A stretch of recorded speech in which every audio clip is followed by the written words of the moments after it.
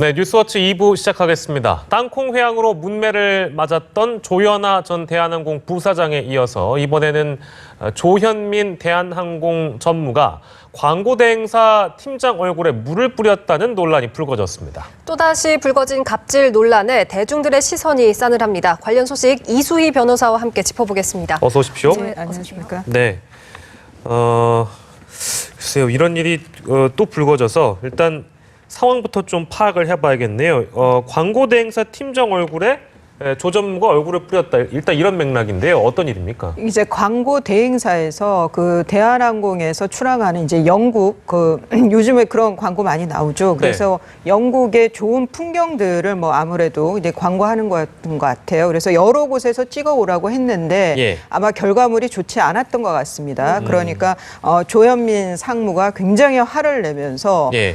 이제 익명 애플리케이션인데 그 게시글에서는 물을 뿌리고 처음에는 음료수 병을 뿌렸다가 던졌다가 그게 그 분노가 사그라들지 않으니까 다시 물을 뿌렸다 이런 그 취지의 글이 올라온 겁니다. 근데 여기에 대해서 대한항공 측에서는 화를 낸 적은 있지만 물을 뿌리거나 그런 적은 없다라고 해서 지금 그 사실관계에서는 좀 더 확인이 필요한 내용입니다. 네. 근데 또 짚어볼 점이 광고 업계에서는 이후 이 일이 벌어진 이후에 광고 대행사 대표가 오히려 대한항공 측에 사과를 했다 이런 얘기도 돌고 있거든요. 이건 어떻게 봐야 될까요? 이제 광고 대행사 입장에서는 광고주가 되는 거죠. 대한항공이 그러면은 이제 광고주가 이제 슈퍼갑이 되는 거죠. 그래서 이제 갑질이라고 지금 인터넷에서는 그 검색어가 뜨던데요. 그러니까 그 광고주가 광고를 주지 않으면 광고 대행사는 영업이 안 되는 거니까 당연히 그리고 결과물 자체에 대해서도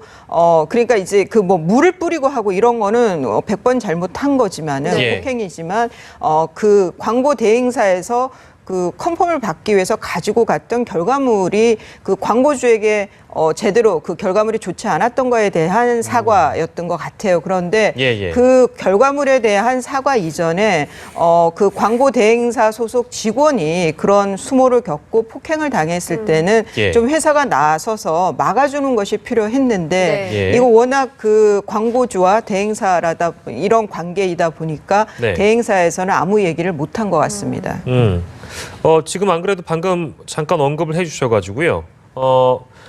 물리적으로 어떤 폭력을 행사하는 것만이 아니고 지금처럼 어떤 물병을 던지거나 혹은 물을 뿌리는 것처럼 돼버려서 물이 얼굴에 튄 경우 이런 것도 폭행이 성립하는 건가요? 그러니까 이제 어떤 대상에 대해서 뭐 그 사람하고 전혀 상관없는 곳에 물건을 던진다라고 하면은 폭행죄가 아니지만 그 사람을 향해서 맞지는 않았더라도 위협적으로 그런 물건들을 던졌을 때 그거는 폭행죄에 해당이 됩니다. 그런데 폭행죄는 반의사 불벌죄예요. 이 피해자가 처벌을 원하지 않는다라고 하면은 이것은 처벌을 할 수가 없습니다. 아, 그러니까 지금 그 물 뿌린 것을 실제 물 튄 것을 맞은 직원이 문제 삼지 않으면 처벌이 불가능하다는 말씀이시네요. 그럼 아예 수사조차도 들어가지 않는 거고요. 다만 이제 뭐 이런 폭행 이후에 내가 외상후 스트레스 장애 뭐 이런 좀 며칠이라도 내가 힘들다라고 하면 이제 폭행치상 뭐 이렇게는 되는데 보통 이 경우에 대행사에서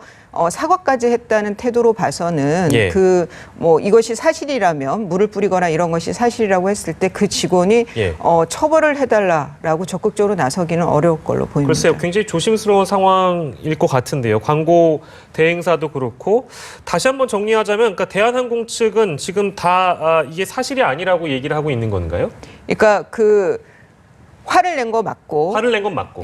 그리고 물컵을 바닥에 던져서 물이 튀었지만 그것이 일부러 얼굴에 뿌렸다든가 뭐 그런 것은 아니라는 거죠. 이게 이제 화를 냈다라는 거는 뭐 회의를 하다가 그런 일을 줬는데 그것이 제대로 결과가 나오지 않았을 때 뭐 고성이 오고 간다든가 아니면 일방적으로 이제 소위 우리가 깨진다고 표현하는 거 있잖아요. 그런 상황들은 수용 가능한 거죠. 그런 거는 용인 가능하지만 거기서 더 나아가서 뭐 물을 던져서 얼굴에 물을 던진다든가 이런 것은 이제 갑질로 비난받을 만한 거죠.